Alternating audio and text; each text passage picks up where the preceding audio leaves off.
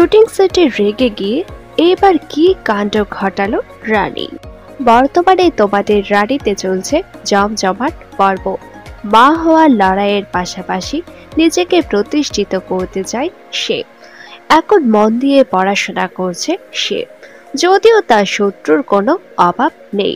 তার সন্তান এবং তার ক্ষতি করতে চাইছে অনেকেই। তবু রানী প্রতিজ্ঞা করে বসে রয়েছে সবকিছু জয় করবে সে। মাঝে মাঝে দুর্জয়ের সাথে খুনসুটি লেগেই রয়েছে তার। পর্দার পাশাপাশি বাস্তবেও একে অপরের সাথে খুনসুটি করেন তারা। তাদের সম্পর্ক যেন একেবারেই টম এন্ড জেরি।